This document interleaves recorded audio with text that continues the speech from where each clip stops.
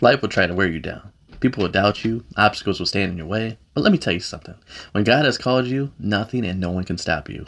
Acts 18 is a powerful reminder that even when you feel tired, when you feel like giving up, when you think the opposition is too strong, God is still making a way. Paul walked into Corinth, and let me tell you, this city was wild. Corinth was full of people chasing pleasure, chasing wealth, chasing everything but God. Paul could have looked around and said, man, these people aren't going to listen. But instead, he went straight to work. He found some friends, Aquila and Priscilla, who were tent makers just like him, and together, they hustled. But understand this, Paul wasn't just making tents, he was making connections. Every Sabbath, he was out there in the city of God, debating, reasoning, and planting seeds. Some people fought against him, some laughed at him, but Paul didn't stop. You see, when you know your mission, when you understand your purpose, you don't let rejection stop you, you keep pushing. Paul faced so much resistance that he finally got fed up. He said, you know what? I've done my part. From now on, I'm going to the Gentiles.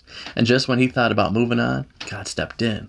The Lord spoke to Paul in a vision and said, do not be afraid. Keep on speaking. Do not be silent, for I am with you. No one is going to attack and harm you because I have many people in this city. Oh, come on now. That's a promise right there. Somebody listening to this right now, do not be afraid. Keep going. God is with you. See, when you're walking in your calling, when you're doing what God told you to do, there will always be haters. There will always be opposition. But don't let your fear silence you. Don't let your frustration make you quit. If God says he's got you, then he's got you. Paul stayed in Corinthian for a year and a half, teaching the word, building people up, and transforming lives. He didn't let opposition push him out of position.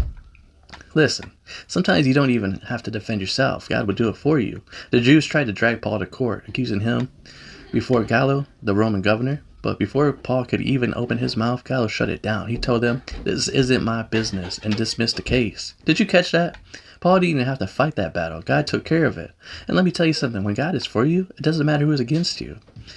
As the chapter wraps up, we see how God keeps making connections. Paul meets Aquila and Priscilla, and together they pour into a young man named Apollos, a gifted speaker who only knew part of the truth about Jesus. But because Paul stayed faithful, because he kept going, because he didn't give up, Apollos received the full gospel and went on to do amazing things for the kingdom.